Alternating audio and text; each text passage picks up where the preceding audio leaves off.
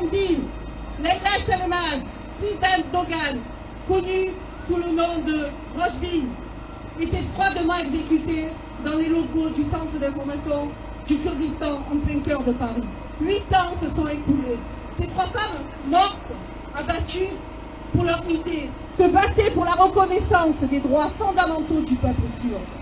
Elles militaient pour la paix, elles rêvaient d'une solution pacifique et politique à la question kurde. Le 17 décembre, la mort de l'unique suspect, Oumar Guelleh, arrêté quelques jours après les faits, nous a privés d'un procès public qui devait s'ouvrir le 23 janvier, alors que l'instruction judiciaire était bouclée depuis mai 2015. Pourquoi une date d'audience aussi lointaine? Le PKK n'est pas une organisation terroriste, mais un mouvement révolutionnaire qui se bat pour la vie, pour la survie, pour l'existence de son peuple. Il aurait faudé à la face du monde que le peuple kurde lutte pour la démocratie, la liberté, la justice, pour leurs droits économiques, politiques et culturels, reconnus dans la Déclaration universelle des droits de l'homme.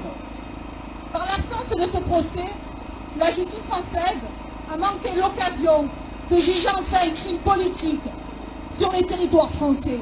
Elles sont des centaines de femmes, des politiques, des musiciennes, des élus, des députés, des syndicalistes, des écrivaines et des universitaires qui croupissent dans les geôles turques, parfois avec leurs enfants en bas âge, où leurs droits sont massivement violés.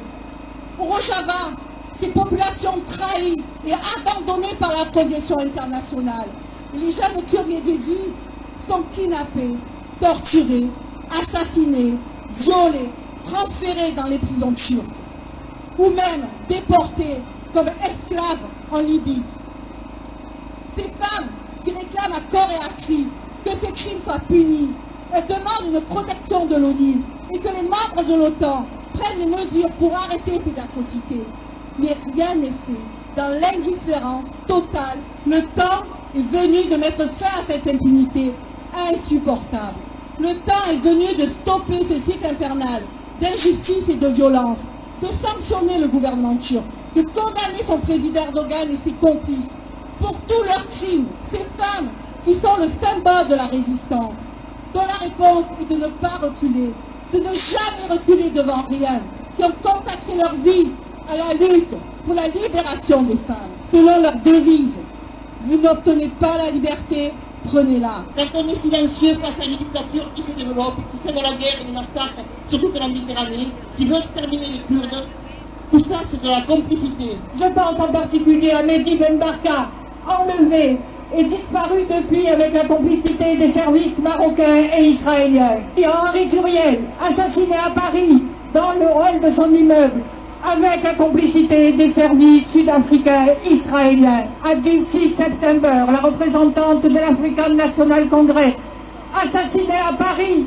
sans que la France ne trouve jamais les responsables de ce crime, alors que nous savons tous que c'est l'Afrique du Sud de l'apartheid qui a ordonné exécuter le meurtre de la représentante de l'ANC. À Mahmoud Alamchari, représentant de l'OLP, à Atef Seisso, assassinés tous les deux à Paris, alors qu'on n'a jamais retrouvé les responsables du crime signé par le Mossad. Nous saluons aussi la mémoire de notre camarade Françoise Casteman, qui est tombée au Liban sous les coups des assassins terroristes sionistes, assassinée il y a plus de 30 ans, alors qu'elle était membre du commando hommage aux victimes des massacres de Sabra et Shatila.